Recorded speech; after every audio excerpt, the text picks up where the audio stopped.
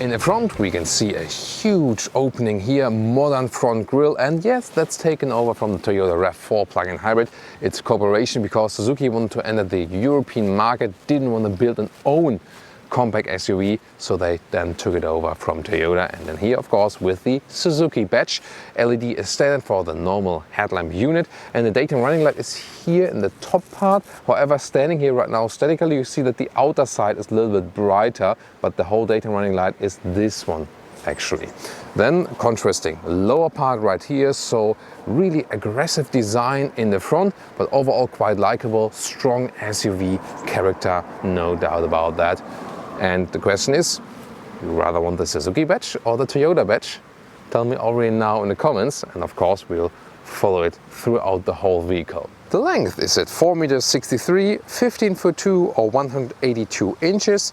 And whereas the RAV4 plug-in hybrid would start with 18-inch wheels, here the Suzuki Across directly starts with 19-inch wheels, cool styling, and also then the contrasting wheel arches in the trapeze style here. That looks really fancy. And so what Suzuki did here is putting it high trim level only. It's also quite cost intensive. Soon also going to talk about the prices, but they really want to make like a high trim model only, and it also doesn't pay off for Suzuki if they would offer too many choices as for that. So side profile here, also strong off-road look. 19 centimeters is the ground clearance, so quite substantial also, then also suitable for soft off-roading. And you do have an all-wheel drive.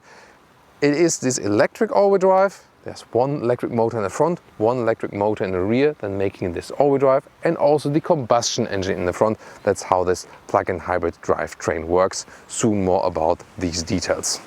In the rear we can see modern tail lamps, also here with the light signature. Then again this contrasting style. This works especially well when you have this bright vehicle color, and then the black contrast in the lower part really strong again. And real exhaust tips for this naturally aspirated petrol engine. And again, electric motor also in the rear then to give you this electric all-wheel drive. The top electric speed is 135 kilometers an hour or 80 miles an hour, and the top total speed is then 180 kilometers an hour or 110 miles an hour. So what do you think about the design here of the Suzuki Across? Let's meet in the comments already. I know you always want to see the turning indicators or then the hazard lights.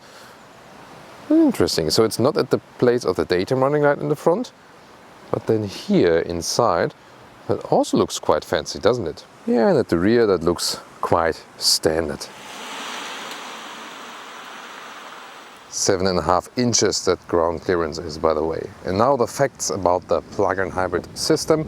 Battery 18 kilowatt hours, charging only 3.3 kilowatt AC. That's not enough. The Toyota actually offers 6.6 kilowatt. That's definitely better. So here a full charge at a charging station with the maximum charging speed takes 5 hours, and of course more than double the time when you just use a normal household plug. I mean, since you use plug-in hybrid vehicles also maybe then just standing, overnight at home or something, you can still somewhat live with that. And pure electric range, a little bit less than 70 kilometers or a little bit less than 50 miles. So what we have here is a 2.5 liter naturally aspirated petrol engine. Total system output 306 horsepower because there's also one electric motor in the front and one in the rear. 6 seconds is the acceleration figure to 1 kilometers an hour or 60 miles an hour. So that's actually quite fast.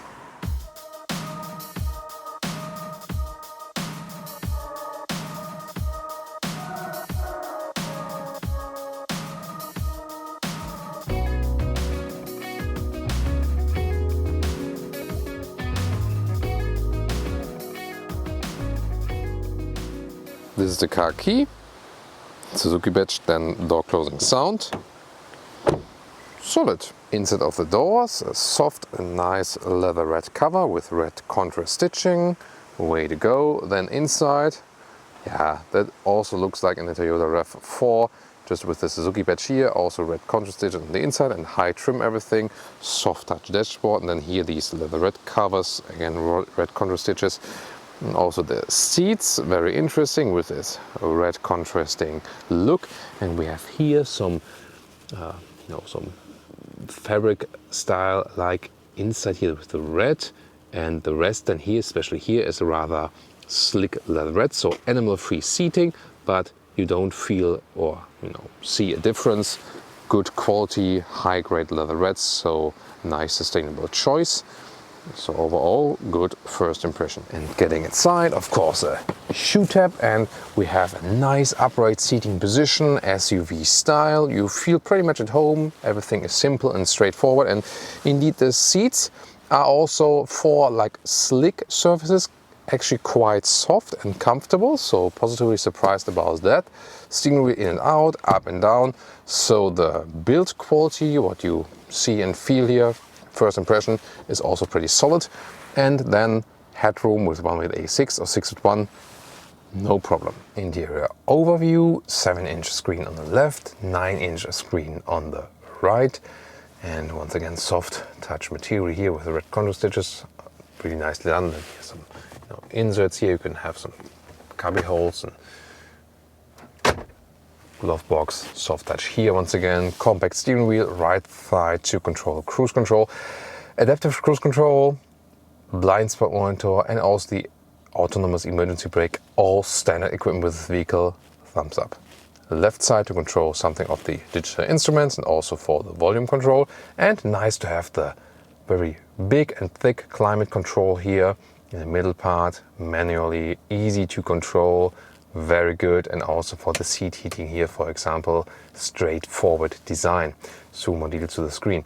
Then USB connection for the Apple CarPlay and Auto in the lower part, enough space for your smartphone. Quite thick shifting lever. Then you can control here the like driving modes, push, right side to sport. Also the EV modes, soon going to talk about these when we drive the vehicle. Once again here, putting reverse gear in here. Yeah, beep, beep, beep. There's always something beeping in these Toyota Suzuki vehicles. And then adaptive cup holders right there, and then a nice soft leather cover for the armrest. And when you put it up, really substantial space here split. And one more 12-volt power supply. And these are the instruments, left and right side analog, right side then here for the battery status and the fuel status, and the middle part, this is then a digital screen, and for you, for example, can get like the average figures here. That of course doesn't make sense anymore. That's just like easing the car here around in the parking lot. Then you can also see the total range, and so we depleted like half the battery almost, so this 70 kilometer or 50 miles pure electric range is quite realistic. One of my favorite winter features, heated steering wheel, yay. And if you leave it like this, it will stay activated until you deactivate it, even after restart. That's also quite cozy. And system details here. This screen we'll take a look at when we drive the vehicle, how the distribution is between electric motor, battery, engine. So one in front, one in the rear. And then it goes back and forth, what is active, depending on recuperation or if you use the full power mode. Also good to have a manual volume knob still right here. And Suzuki does not offer GPS here with this system, so when you put the map button, you directly go to the map screen of your Apple CarPlay or Android Auto, which is actually good because the Toyota GPS they offer is bollocks. So I think it's good not to offer it actually in this case. So it will keep quite lean for the main menu. This screen you use then for the Apple CarPlay or Android Auto, and that's it. And I think it's also good. And then you have it also quite straightforward in here. So why not? And then let's take a look then here at the system, sound system. They put actually a quite decent one in here. So we have a nice sound here. Not the most convincing one, but also, it's a good average level, I would say. And the rear view camera. This one's actually a little bit disappointing because the resolution is not that good. But, I mean, it does the job still. Rear seating, when I have the seat to my driving position, and pretty cool that here also in the rear on the inside we have the soft leatherette cover. So again, nice build quality and really a lot of legroom here in the rear left. It's not the longest vehicle, but you have good legroom. Soft and comfortable seating position here. You can also adjust the angle here a little bit, so you can, it's not that easy, you have to go back around, but here like this you can make it more upright if you would prefer this seating position, and also headroom in the rear. So the usage of space is really good. There's some kind of a middle tunnel, yes, and with 2 USB supplies here. The middle seating, because they use this really high grade and soft leatherette, is also, I mean, it's quite high, a little bit higher, but still you can also use the middle seat as a tall adult. And then we have here the armrest, non-adaptive, the cup holders here though, but overall also quite cozy in here. Now to the trunk area, 580 up to 1,690 liters. The electric tailgate is quite slow actually. Then we have this wobbly non-railed cover. I think you can live with it. Substantial space, really good. Let's check out the dimensions. Length here, 1 meter in length, normal meter. And then here the top part, that's 1.20 meters almost. But then here to the more narrower part, that's then again 1 meter in width. You see here a cabin trolley also fits in a vertical way, just under the cover, no problem. And if you want to fold the seats, you have to reach over here like this and push it all the way through. And the same also for the other side. And then the length to the front seats, as I would be driving here approximately, this is about 1.80 meters almost. So very well usable. And talking about the height, the overall height here is almost 80 centimeters, and to the cover right here, it's a little bit more than 40 centimeters. So the plug-in hybrid drivetrain, also no real compromise here. And the cable can be stored underneath here. There's given a replacement tire, and you see you can roll the cable around here or stuff it here, like in the left part, or the other one in the right part. But yeah, you see it's not like thought to be, but I just squeezed it in there. And before we get to the driving part, let's quickly talk about the pricing, because in Germany, for example, reference price I already have is 57,000 euros, and that's like, whoo, Suzuki for 57,000 euros. But then again, it's a compact or mid-size SUV. You have a plug-in hybrid drivetrain. You get also governmental benefits, for example, in Germany, so it would directly be, less cost intensive than because of this, of these benefits. And if you compare it to the Toyota RAV4, of course, I have to remind, this is here the plug-in hybrid version and also a high trim. So you have to compare, to a Toyota RAV4 plug-in hybrid, and then also put it higher trim, more equipment in it. And when you then do it, this difference it was like a 10,000 euros difference if you directly compared first. But then if you, put trim to trim next to each other, then the prices are more or less equal. Maybe the Suzuki is a little bit more expensive. That doesn't make the big difference then anymore. Yeah, definitely not a cheap choice.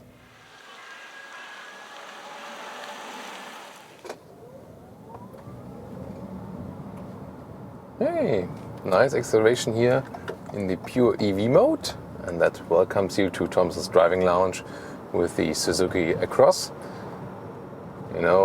Just drivetrain wise and everything, basically rebadged Toyota RAV4 plug-in hybrid, and that's actually a good thing, because in driving they can rely on the Toyota hybrid, in this case plug-in hybrid technology. And I'm starting in the EV mode because I have fully charged this plug-in hybrid vehicle for you. And so the total range now promised is 600 kilometers on the combustion engine and a little bit less than 70 kilometers on the electric drive. So the pure electric range then a little bit less than 70 kilometers, a little bit less than 50 miles. But I think that's actually quite good for a plug-in hybrid. We had a couple of plug-in hybrids which had way less range actually, so quite satisfied with that. And as for the top speeds, so there's a pure electric top speed at 135 kilometers an hour, and a total top speed of 180 kilometers an hour means a total top speed in miles per hour is 110 miles per hour, and the electric speed is 80 miles an hour maximum. And I think you can also live with that, definitely. And we have here this energy monitor in the middle part. Of course, when you're using it for everyday driving life, you won't look at that all day. But here now in our review, we can take a look at that a little bit more. Because this drivetrain here, we have a combustion engine in the front, and there's one electric motor in the front and one in the rear. And once again, this pure electric acceleration is totally fine, not even flooring the throttle all the way through. That's really, really cool. So satisfied with that. So much fun to drive this one here, all electric. It's more silent, more relaxed in the city. The engine is not hopping on and off all the time. So that's also then an advantage in comparison to the inbuilt hybrid drivetrain we know by the Toyotas. So when you can recharge, when you have a station at home like a wall box or just normal power plug will also be sufficient for this one here. That's then actually a quite good choice. So as I said earlier, I took 5 hours to charge this one fully because of the poor 3.3 kilowatt charging speed at the charging station. Same would be at the wall box at home. Even longer, of course, just with a normal household plug. That would be then, at least double the time, if not longer. I mean, when the car stands overnight in the basement garage or like in a normal garage or in front of your house or something, then it's actually absolutely fine. Just if you're, living in a flat and don't have the charging infrastructure, then of course it gets to be a problem. And also fast charging is not really possible then. So that's about it. Steering is very likable, so it has a good feeling, is quite light, but doesn't have a dead zone area. Suspension is, I would say, it's not bad at all. Now let's run through these potholes intentionally. And there you see some of the weaknesses of the suspension. So again, it's not super bad or something, but it's not that I would mention it as something that is substantially good with this vehicle. So something, average in the middle. It is not too soft actually, suspension-wise, so the car does not lean at all. I would rather say it has some kind of a sportiness even. So upright seating position here with these leatherette seats. We mentioned that earlier. They are also quite comfortable. So have a good overview. The side mirrors are quite large, so you can very well see what's happening behind you. And when I lift the throttle, the pin here, the needle goes to the charging. So it means some recuperation, and when I hit the brakes, there's even more recuperation. In the standard mode, it's not set out to be, that you have strong recuperation just when you lift the throttle. A little bit, yes, but not super, super strong. So it's not laid out to be like a one-pedal driving feeling or something. Here in this monitor, we can see when I'm lifting my foot off the throttle, then it switches here back and gains the energy back to the battery, and as soon as I go on the throttle, the battery delivers to both electric motors. It is still predominantly front-wheel driven, and the electric motor in the front also has more power. The electric motor in the rear then gives you that all-wheel drive, but again, still a front-wheel bias with this vehicle.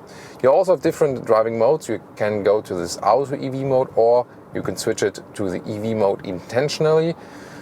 So when you are in this Auto EV mode, the car decides for itself when it's in the electric mode and when not.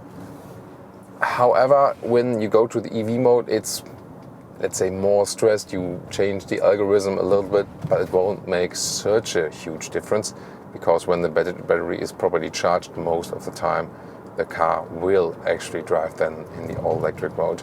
However, you can also go to this other button and go to this charge hold mode, and then actually the combustion engine goes on and is preserving the battery status for a possible later emission zone or something, when such zones will be installed in some major cities or something. So this is actually possible, but of course it's not really that efficient. So the best is to leave it in the Auto EV mode and let the car decide for itself what is then when the best situation. And when I'm here in a situation like this, running downhill, now there's a next traffic light, then this drivetrain here makes so much sense. You can, the engine would stay off, here, and now this red arrow shows that the engine is actually on because I was in this hold mode. And it's not that when I deactivate the hold mode, that it's directly off again, so they let it run just, for some time.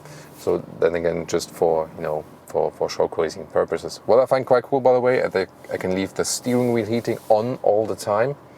That's coming quite handy. So in winter times, you just leave it on because it's not on when the car is not running. But then when you stop you hop in the car, start driving, the steering wheel heating is automatically on. That's actually a quite convenient feature. And here now, when the engine is on, because I was on this button, you feel and hear how annoying that is in comparison to when it would be off here, standing at the traffic lights. So when you drive the pure electric vehicles or here the plug-in hybrids in the electric mode, you get so used to the silence when standing still, and it gives you so much serenity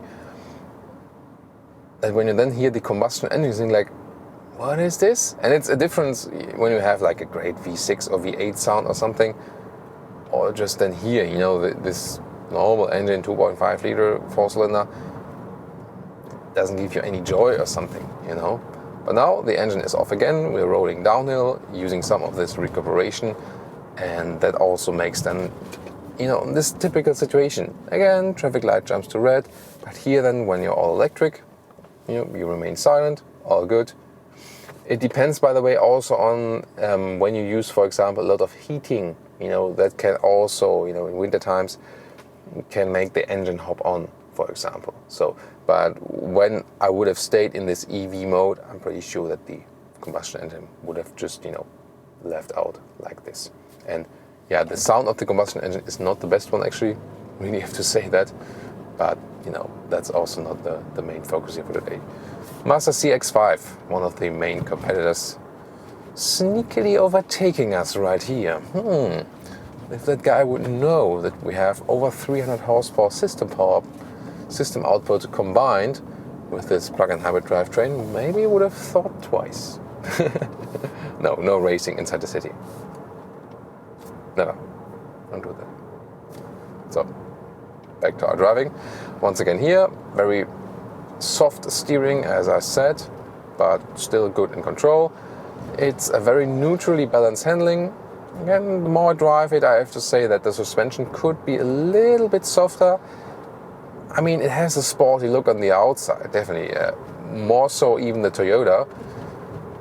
But then again, I wouldn't have expected a rather sporty suspension feeling from this vehicle. And I'm also not that sure if that really fits to the vehicle, you know what I mean?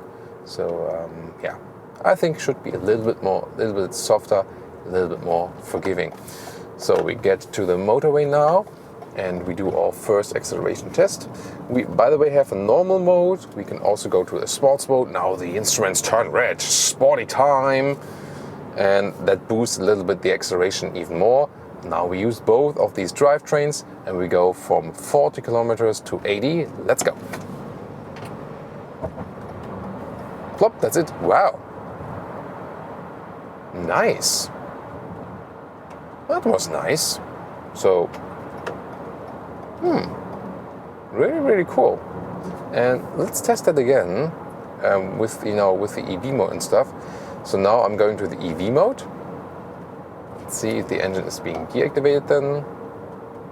So yeah, when I'm off the throttle, yes, but when I'm in the sports mode, it stays activated basically. So let's put it to the normal mode. And let's see, off the throttle. Now on the throttle again.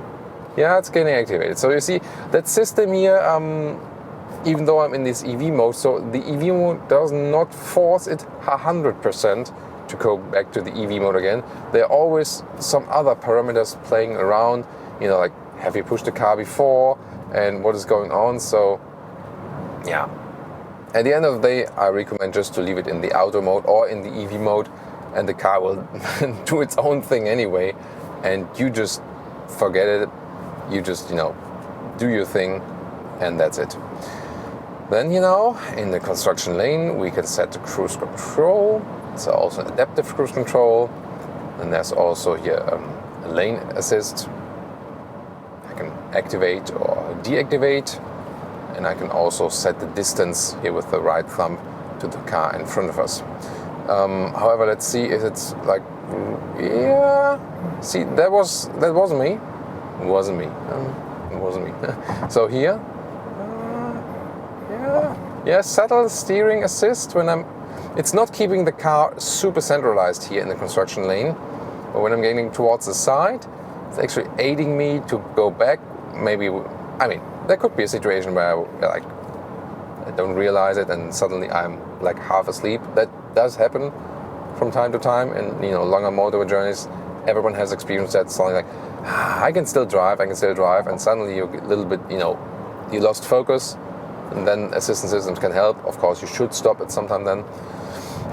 But here, I mean, I think it's a good subtle support, because when these systems are overly active, they tend to annoy you as well a little bit. And I think here they actually found a good solution. So, I mean, it's totally a Toyota driving feeling. It doesn't feel like a Suzuki. However, I mean, both being Japanese manufacturer, when you think about the Suzuki vehicles,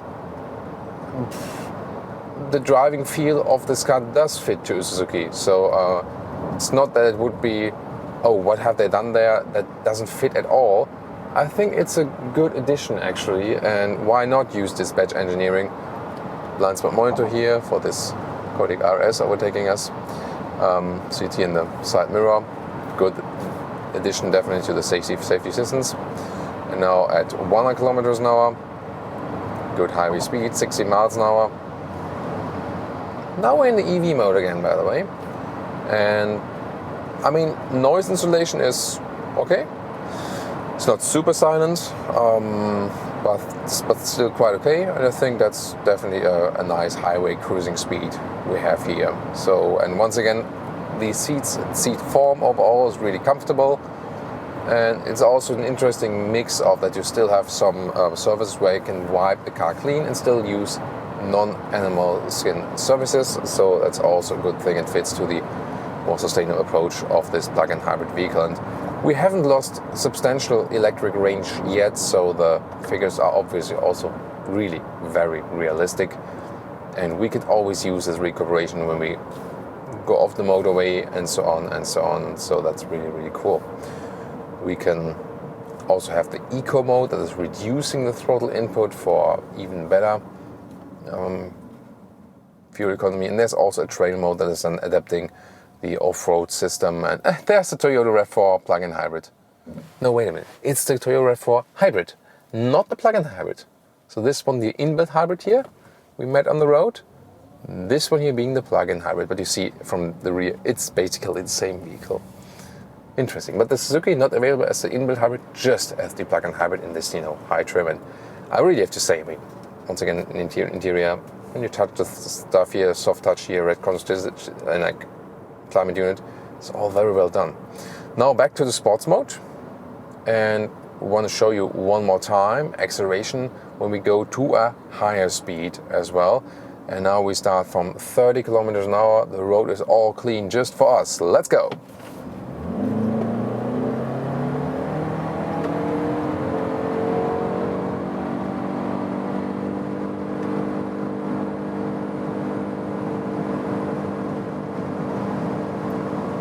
And that's 180 kilometers an hour. Holy moly, that thing rocks, man. What the hell is going on? Mid-size SUV, a Suzuki Across, and that thing is going nuts on the motorway. Wow. So awesome acceleration. What is going on? And you heard, now it's getting quite noisy, and this, really high motorway speed. Let's go to like a more reasonable speed, 130 kilometers an hour, so like 80-90 miles an hour. So that's actually quite okay. Now EV mode is going on once again because I'm in cruise mode. That's bearable. Again, we have had more silent cars, but this one, and then here, when I exceed 135 kilometers an hour, then the combustion engine hops on, because we've reached the maximum EV speed. Now once again on the brakes, recuperation is set on full charge, so not all of the energy we put in is totally lost. I can also push back to normal driving. I can push back to normal driving mode. Now it worked. So, and then we're all calm again, 80 kilometers an hour. Very cool. So I'm really satisfied with this driving experience here, and finally a plug-in hybrid vehicle that has some substantial pure electric driving range, and at the same time you have decent power, You can go longer journeys than on the combustion engine when you use the fuel. That is also possible. You have a good roundabout visibility. Now here in the tunnel you can see how the instruments are being illuminated, also the middle screen. Climate unit so well accessible. Yes, thank you for leaving it manual. Such a pleasure to have a manual climate unit nowadays. I have to say that. And that we do not have an inbuilt GPS. I think it's actually a good thing. The Toyota does offer that, but I mean, the Toyota GPS is, I really have to say, completely useless. So just use your Apple CarPlay or Android Auto GPS and then you're fine, and to have that one in the mirroring. I mean, this screen should rather just be there for the smartphone mirroring, and that's also it. And I'm really more and more enjoying the pure electric driving in here. About the fuel economy for a plug-in hybrid vehicle, I always say it's really tough to test that. So what we can, do at some point is then like deplete the battery and then count the pure combustion engine consumption, which is then basically the same as you would have this combustion engine only. Then again, you can still use some of the recuperation moments, and then it really depends on what recuperation, or like how many recuperation moments do you have actually. So yeah, it's really tough to say like a final fuel economy figure, because it so much depends on like how often are you recharging, and are you driving more electric, more combustion engine, what is the share. But even when the battery is depleted, since you can still use the recuperation and have still some electric driving moments, you can also score a good fuel economy, and of course even better than with an inbuilt hybrid, because this battery is just bigger and also can take more when you're driving, more energy in, because when you're driving a downhill for a longer time, for example, then you can also recharge the battery even better, and so on and so on. So yeah, definitely. When you ask me like for empty battery figure, you can go for like 6-7 liters or more kilometers when you drive a lot of motorway and don't use the recuperation much. So like 30-40 mpgs depending on US or UK figures. But that's again when you don't use the advantages of the hybrid drivetrain. So like battery is empty and you go in cruise control on the motorway. That's a scenario where basically just the consumption of the combustion engine is counting. But as soon as you are in the city and have like stop and go and something, downhill, uphill, then already the hybrid drivetrain makes sense, even when the battery is depleted, and that's of course a cool thing. Once again on the motorway, good steering feeling even with one hand. And so overall, the things I could improve with this vehicle is suspension, maybe a little bit softer, a little bit more forgiving. That would be cool. Noise insulation could be a little bit better at higher speeds. So these two factors. Other than that, I think a pretty convincing plug-in hybrid vehicle. Considering it has a substantial electric range, one of the best plug-in hybrid vehicles we had so far, really very well to use, very, very useful. And of course, here especially for the Suzuki Across, it needs a faster charger, which Toyota is offering the 6.6 kilowatt charger and not 3.3 kilowatt we have here. No idea why they saved the money at this point, makes no sense to me. And that's really, really good drive.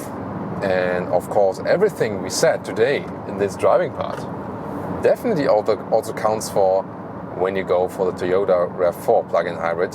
So this is kind of a double review. And now when we are already at speed from 100 kilometers an hour, let's do another acceleration.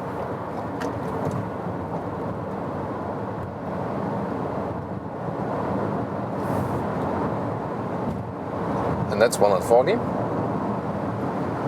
Interesting. Now the car stayed in this EV mode, so this was a pure EV acceleration, although I was really hitting the throttle. like pinned. That's interesting. Oh, and now we went over 145 kilometers an hour and we were still in this EV mode, which is officially not possible. Now the combustion engine hopped on, but yeah, okay. So I was in the EV mode, yes, but you saw it earlier. Sometimes the car follows your direction and stays in the EV mode, and sometimes not. This car really has some kind of its, let's say, own life as for the drivetrains. Let's put it to the auto EV mode again. Drop back to 100 kilometers an hour and do another acceleration. And now probably the combustion engine will go on. Yes. And that's 140, and we directly have to drop down the speed again because of the restriction. But you saw the difference, first EV acceleration 100 to 140, and now acceleration together 100 to 140. Interesting. And that was really the difference being in the EV mode and being in the auto EV mode. As I said earlier, before we had sometimes EV mode situations where it was switching. So I was really pinning it down in EV mode. Interesting. So obviously the parameter of switching on the combustion engine is not connected to pinning down the pedal, but to other algorithms. So now again, pinning it, stays in the EV mode. And in some other situations it was not. So yeah. Not easy to follow the algorithms of this vehicle, of this hybrid drivetrain, but the engineers surely must have thought of something, and overall I think it's doing a good job, so we just trust the engineers and continue driving. And now to our conclusion for today with the Suzuki Across, and basically also a conclusion about the Toyota RAV4 plug-in hybrid. Exterior-wise, strong design, sporty actually, and also the suspension is set on a quite sporty tone. It could actually be a little bit softer for an SUV, I think. But I think a likable exterior design. Interior styling is somewhat basic, but good material use, so a lot of soft touch materials. Also animal-friendly, high-quality seating, so also a check there. And we definitely have enough space there and no compromise because of a battery or something. That's also well done. Then as for the driving experience, the combustion engine doesn't have the best sound, yes, but that's also not the main task. Substantial pure electric range with a little bit less than 70 kilometers or a little bit less than 50 miles. More than most other plug-in hybrids we have recently driven. So that's good, and really enjoyable electric driving experience. At the same time, you have a lot of power boost when you use both drivetrains at the same time, and you also have a long range possibility. So this could be a good compromise if you commute electrically during the week and go on longer journeys at the weekend or something. Overall, a hot tip in the mid-size or compact SUV segment, depending on the perspective which country you are from, if it's compact or mid-size. And everything we told you today also counts for the Toyota RAV4 plug-in hybrid. This is really pure badge engineering. They just swapped the badge on the exterior and the interior. There's no real difference. Yeah, just that this one here has the slower onboard AC charger. That's that's definitely a downside. Other than that, it's just more about at which dealer you get a better price deal. Then you would go for the Toyota or for the Suzuki version. But overall, I think if you go for a plug-in hybrid compact SUV, it's a very good choice overall. Nothing which would arouse a lot of emotions, but definitely very solid in all of the executions. You can also score some good economy figures. Even when the battery is empty, you can still use some of that recuperation, but of course it makes more sense to go for the plug-in hybrid version if you also have something of a charging infrastructure. So, I hope you enjoyed this episode today. Tell us your opinion. You're looking forward to more Suzuki news. Leave us also some comments, and would you go for the Toyota or for the Suzuki version? Tell me in the comments. Meet you there. See you next time.